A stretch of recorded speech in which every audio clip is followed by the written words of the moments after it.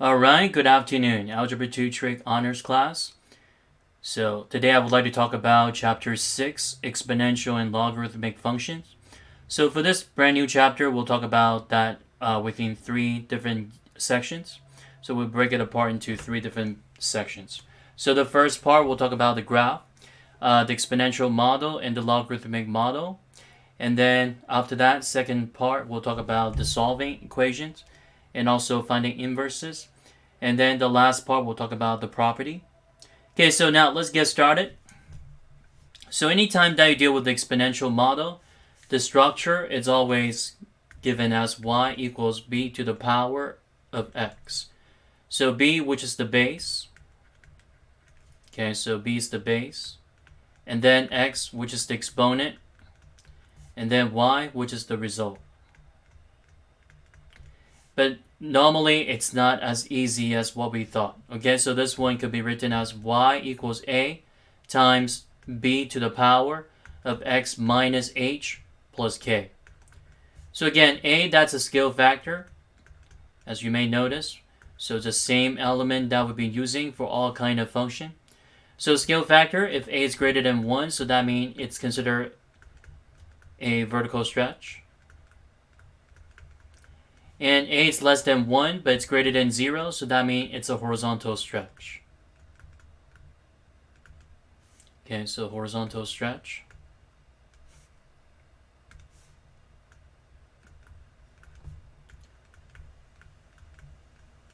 And the base, well, that's just the base. And then h, so h is always considered the horizontal phase shift.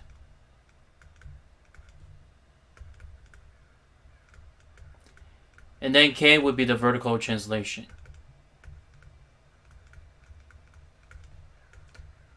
Well, but the thing is that there's another meaning for k.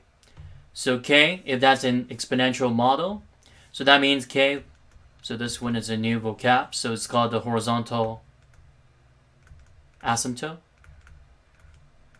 Well, what I mean by the asymptote, well, another word for that, it's called the boundary. So it shows the boundary of the function. So the boundary. So now we'll take a look at the first one. So the first one is showing that a, which is negative 1/2. Okay, so let's use different color for this one. So a, it's negative 1/2. So you might be wondering the negative sign. So it shows the reflection over the x-axis. And then the base, that would be considered 1/2. And then h is negative 1. And then k, it's positive 1. So again, the value of k, so that would be the horizontal asymptote. So right here, y equals 1, the dotted line here. So this one is called the horizontal asymptote. And now, what we need to do next, so we want to set up the xy table. Okay, so let me get some space right here real quick. So using the XY table, so we can get some points, some data, or data, whatever the way that you prefer to pronounce it. So once we get the XY value, so we can plot those points. So once you get those points, so simply just connect them. Again, it's a non-linear curve. So we need the XY table. So start with the easy number, so such as what, negative 1, because negative 1 plus 1, that would be 0. So 1/2 to the power of 0, then that's 1. 1 times negative 1/2, negative 1/2, plus 1. So it's 1/2. So it's negative 1, 0.5, so negative 1, 0.5, somewhere here. And now let's put in 0 and see what happened. So multiply, well, 0, so 0 plus 1, then that would be 1. 1/2 to the first power, that's 1/2. 1/2 times negative 1/2, negative 1/4. Negative 1/4 plus 1, then that would be 3/4. So 0.75. So this one's getting very close to the horizontal asymptote. Now let's put in something that's a little bit further away from 0. So on the left hand side here, so let's say that we want to put in negative 3. So what happens if I plug in negative 3? Negative 3 plus 1, then that would be negative 2. 1/2 to the power of negative 2. So that would be considered 4. 4 times negative 1/2, so then that'll be negative 2. Negative 2 plus 1, negative 1. So negative 3, negative 1. So as you can see that the graph is actually considered increasing from left to right. And now let's put in something that it's a little bit further down here. Okay, so let's plug in negative 6 and we'll see what happens. Okay, so negative 6 plus 1, then that'll be negative 5. 1/2 to the power of negative 5, then that'll be 32. So 32 times negative 1/2, then that'll be negative 16. Plus 1, negative 15. So negative 6, negative 15 all the way down here.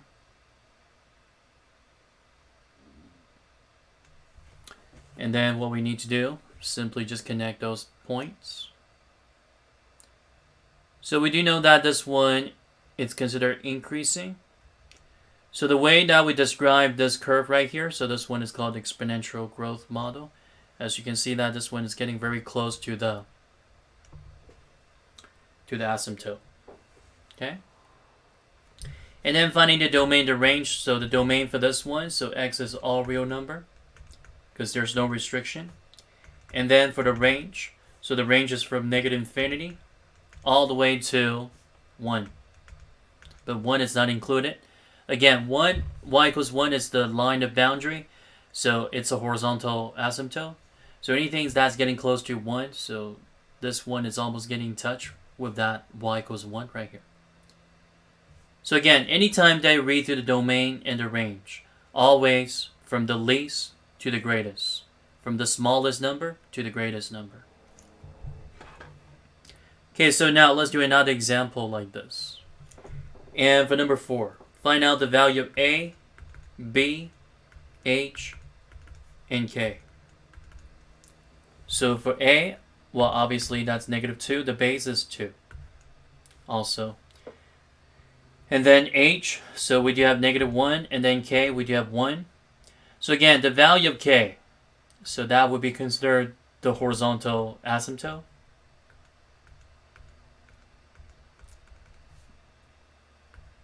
Okay, so the horizontal asymptote, HA. And now we want to set up the XY table. So started with the easy number, so we do want to use negative 1 once again, negative 1, so because that would turn the power to 0. So 2 to the power of 0, that's 1. 1 times negative 2, negative 2. Negative 2 plus 1, negative 1. So negative 1, comma, negative 1. And now let's plug in something that it's, well, let's find the y-intercept. 0. So what happens if I plug in 0? So 0 plus 1, that's 1. 2 to the first power, that's 2. 2 times negative 2, negative 4. Negative 4 plus 1, negative 3. So 0, comma, negative 3 down here. So it looks like this one is going to be considered declining. So most likely it's going to be an exponential decay model. And now let's put in something that it's getting close to the asymptote here. So let's say that negative 2. So negative 2 plus 1, then that'll be negative 1. 2 to the power of negative 1, that's 1/2. 1/2 times negative 2, negative 1. And negative 1 plus 1, then that'll be 0. So at this point here, so that'll be the x-intercept. And now maybe a little bit close to the asymptote, so let's put in negative 4. Plug in negative 4 and see what happens. So negative 4 plus 1, then that'll be negative 3. And 2 to the power of negative 3, then that's 1/8. So negative 2 times 1/8, then that'll be negative 1/4. Negative 1/4 plus 1, which is 3/4. So negative 4, comma, positive 3/4, right up here, getting very close. And now you want to find something that's a little bit further down. So this time I would like to use 2. So 2 plus 1, then that's 3. 3 to the power of 3, then that's 8. 8 times negative 2, negative 16. Negative 16 plus 1, negative 15. So 2, comma, negative 15, that's all the way down here.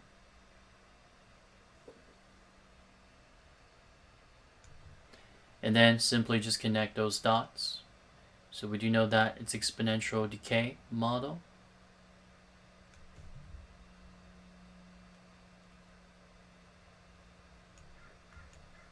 Okay, so got to be careful with the way they connect. It looks like this one's a little bit off the track. So let me fix that. This one right here, so just keep going further down until you hit that point. Okay, so again, domain and range. So the domain for this one, it's negative infinity to infinity. And then the range, which is from negative infinity all the way to 1. Okay, so now let's see what else that we have. And the next type of problem, so the graph for this one, so they're all given. But now we need to find out the model. We need to set up the equation or the function for this.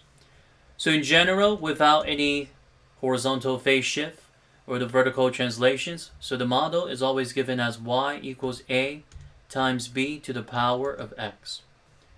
Again, without the value of h and k.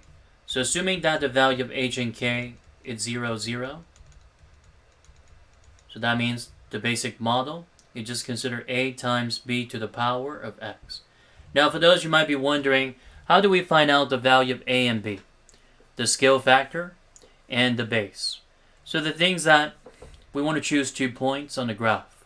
So the first thing that you want to do, you want to pick up the y-intercept. So according to the y-intercept, we do have 0, negative 3. And then we want to choose another point here. So the point got to be considered integer. So let's pick this one. So this one is considered 2, negative 12. So now, plug in a number, x, y. So we do have negative 3. So that equals a times base to the power of 0. So we're using 0, negative 3 for x and y. So one thing we notice, so b to the power of 0 is always 1.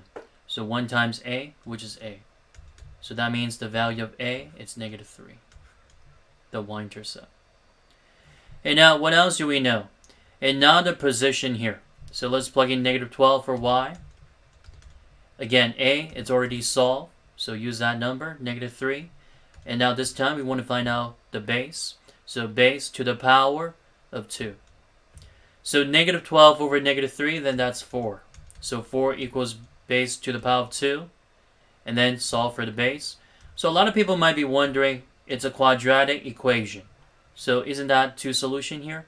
But the thing is that this one is considered exponential growth model or decay model. So that means anytime you see something like this with the non-quadratic equation, so that means this one is always considered positive. So it's positive b. So the value of b, then that would be 2. So square root of b squared, it's always considered absolute value of b. So it's always positive. So we found the value of a and b. So that means we can just rewrite it. So y equals negative 3 times 2 to the power of x. And now here's another one. So it's quite similar. So we just want to pick up the y-intercept.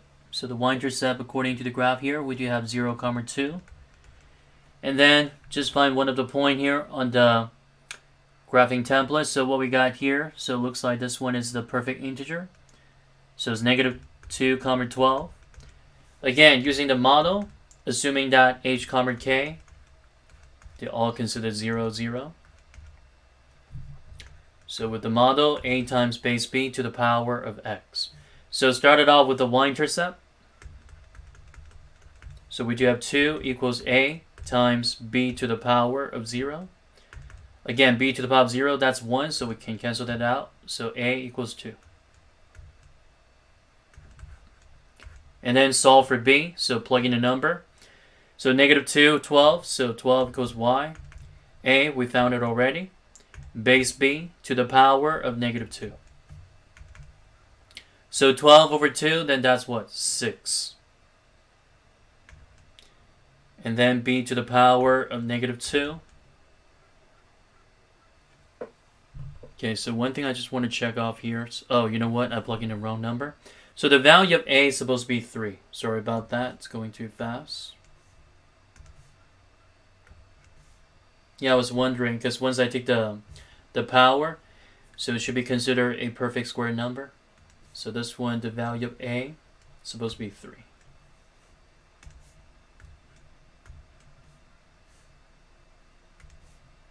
So you got to be very careful with the way that you plug in those numbers.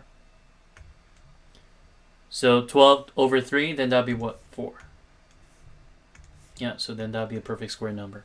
And then we multiply the reciprocals of -2. So for the exponent, multiply that by the rational exponent, the reciprocal. And over here too. Cross cancel, so we do have b remain on the right hand side. So 4 to the power of -2, which is considered 1 over root 4, exponential form to the radical form. So that means b is 1/2. And then just rewrite it. So y equals 3 times 1/2 to the power of x. It's exponential decay model. And the reason why that is because the base is less than 1. Anytime the base is less than 1, greater than 0, without any negative sign change here, so it's always considered an exponential decay model. Again, domain range, well, this one, there's no need to find a domain range because the graph is given already. So now, let's see what else that we have.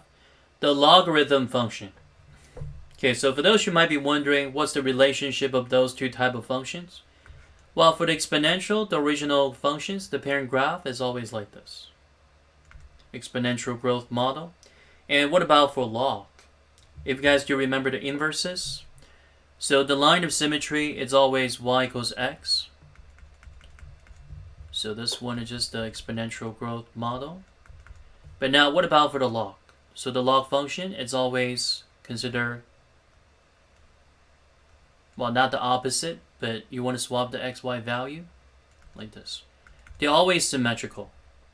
So y equals a times, well, let me just put it like this. So y equals a times log base b of x. So one is the exponential model, the other one is the logarithmic model. And now, in terms of the structure, with that h and k, so the transformational form for the log model, it's y equals a log base b of the quantity x minus h plus k. Again, where a is the scale factor, and then b is the base. Again, h is the horizontal asymptotes, so k is the vertical translation. Again, a, the scale factor. Again, we're using the same element. B is the base. And then h, the horizontal phase shift.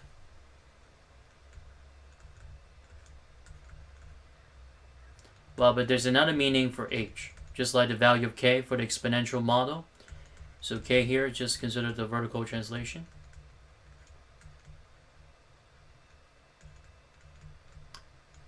Okay, so now another meaning for h. So h in this case is called a vertical asymptote. So that's another boundary. Well, why there's so many boundary here? Well, because that for the exponential model and the log model, there's some kind of restriction going. It doesn't cover through, all the range for the exponential model. And then for the log model, it doesn't cover all the domain. Okay, so you see that in a minute. And for this one, so let's do number 10. Now, what happens if the base is not given? Anytime they see that log, the regular log model, without any given base, so that means the base is always considered 10. We do know that 10 to the first power, that's 10. 10 to the second power, that's 100. 10 to the third power, that's 1,000. So on and so forth. So again, anytime that the base for log, it's not given, so that means the base is always considered 10 right there. Okay, so let me just put that in. So I just want to get some space here real quick. So the base right here, it's always considered 10, if that's not given. Okay, so now compare and contrast. So let's find out the scale factor. So a, so that's the leading coefficient. It's an indivisible 1, so then that'll be 1. And then the base is 10.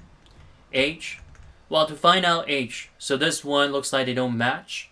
The way to find out h, we can always set that quantity of the parentheses equals 0. So for this one here, we can set that 3x plus 6 equals 0. And then solve for x. So that means x is negative 2. And that would be the VA, the vertical asymptote.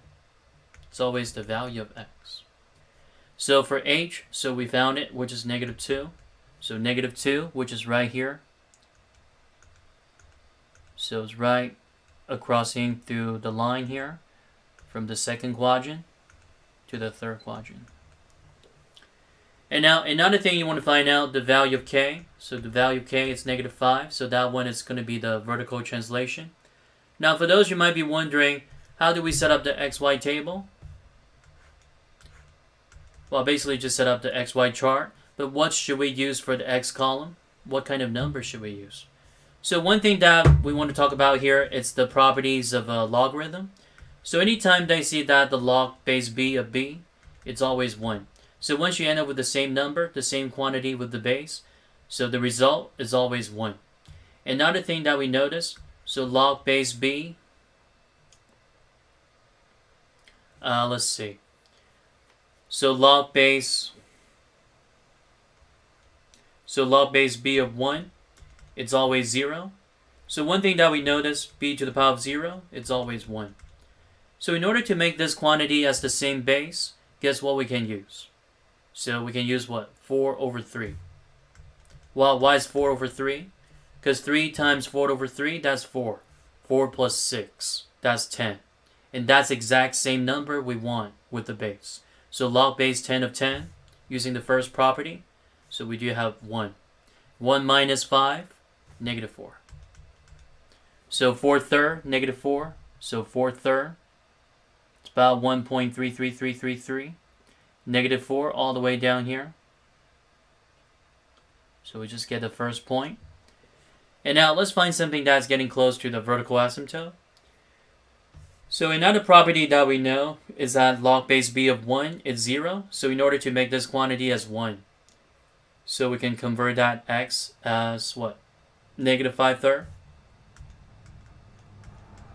Because negative 5 third times 3, that's negative 5. Negative 5 plus 6, which is 1. So log base 10 of 1, log base b of 1, it's always 0. So 0 minus 5, negative 5. So negative 5 third, negative 5. So negative 5 third, that's negative 1 and 2 third. And negative 5 is all the way down here. So this one is getting very close to the asymptote. And all you need to do is just simply connect the dots. And for those you might be wondering, 2 point, it's not good enough. I mean, you can find another point here if you want to. Okay? So now the domain, the range. So the domain for this one, as you can see that there's a restriction, there's a boundary of the curve, which is the vertical asymptote. So this one, that means we started with anything greater than negative 2. So negative 2 all the way to infinity.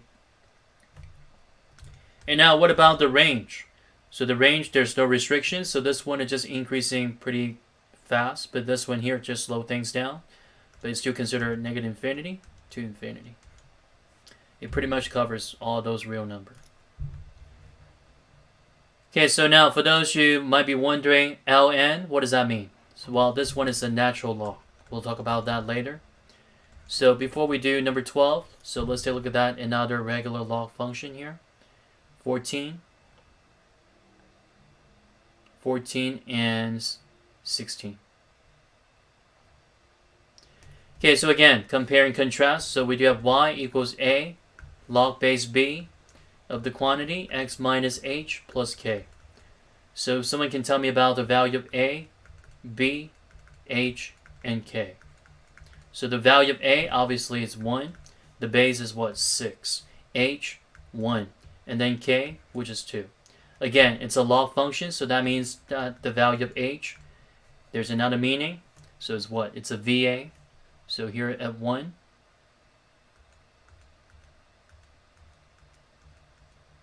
And then we can set up the xy table. Again, don't forget about the properties. So the log of b, the log of same base with the base. So that's always 1.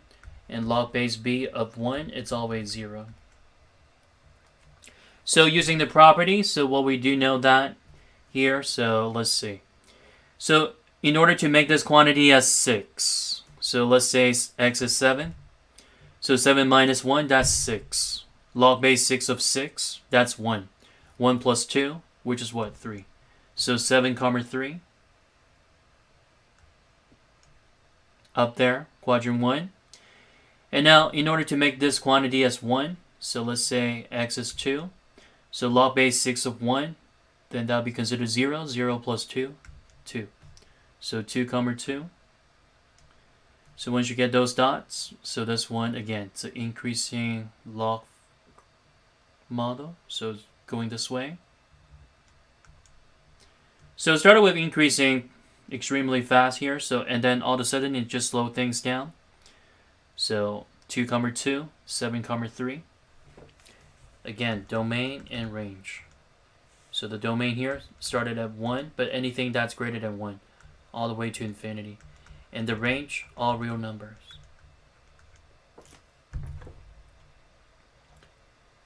And for number 16, it's quite similar, but the thing is that the base here is a little bit weird. It's a fraction. And no need to be freaking out with the fractional base. So pretty much it's the same process. Again, find the value of a, b, h, and k. So the value of a, that's 1. The base is 1/3. And the value of h, which is 1. And then the value of k, it's -4. Again, the value of h, which is what? The VA. So 1 again, that was just coincident for the vertical asymptote. And now xy table.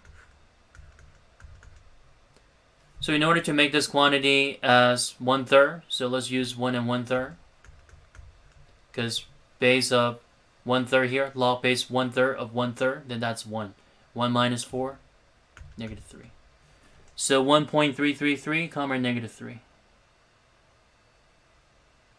So somewhere around here. And then in order to make this quantity as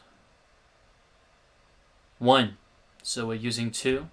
So log base 1/3 of 1, then that would be considered 0. Because 2 minus 1, that's 1. So log base 1/3 of 1, so that's 0. 0 minus 4, -4. So 2 comma -4. And this one will be even further down here. So 2 comma -4.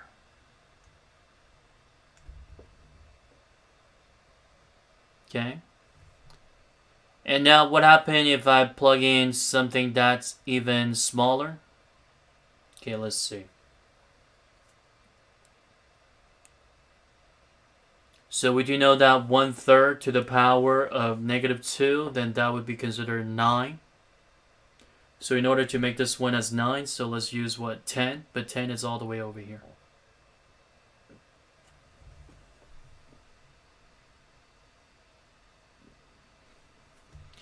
Okay, try to extend it, so let's say that 10, and see what happens. So 10 minus 1, that's 9. And then log base 1/3 of 9. Let's see what that is. Since we don't know what that is, so this one you can convert it back to the exponential form. So 1/3 to the power of x equals 9. So that means x is what? -2.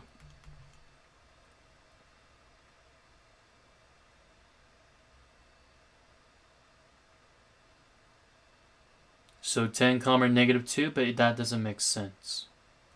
So that means it's all the way over here. Okay, but according to the graph, this one's supposed to be declining. Okay, so let me check one thing real quick.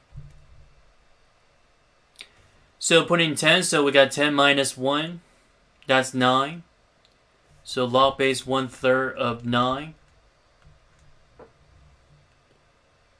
Again, if we convert it, so x, oh, you know what, one thing I forgot to do here. So it's -2 minus 4. Yeah, so forgot to finish that. It is negative 2. But negative 2, the quantity here, minus 4, then that'll be negative 6. That makes sense. So 10 comma negative 6. So you try to extend the graph all the way over here. So negative 6, so pretty much that's going to be right here somewhere. So you see that the graph is going this way, declining. And then all of a sudden it's declining slowly. Okay, so the domain and the range. So the domain for this one, so showing that anything greater than 1, so 1 to infinity. And then the range, then that's going to be from negative infinity to infinity. Always from the smallest number to the greatest. Okay, so now going back to the natural log function. So a lot of students ask me about the difference of log and natural log. What's the difference between? So anytime they deal with that natural log, again, ln, it's considered natural log.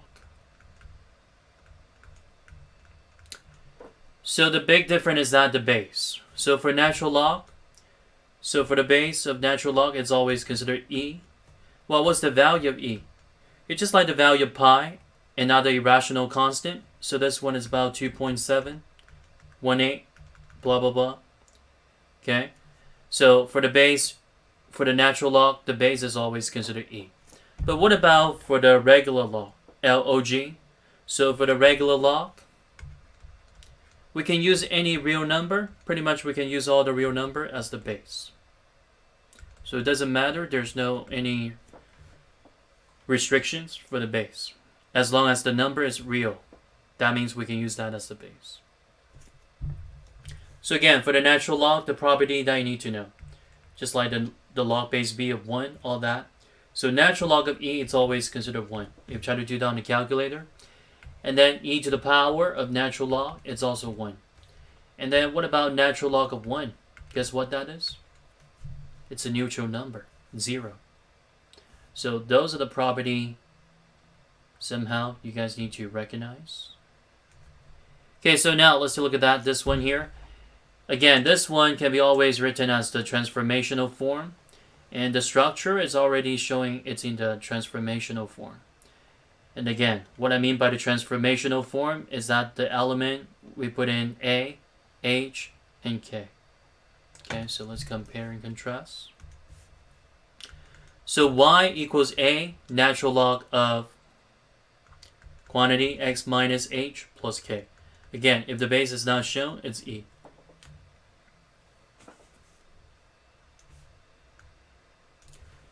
So the value of a here,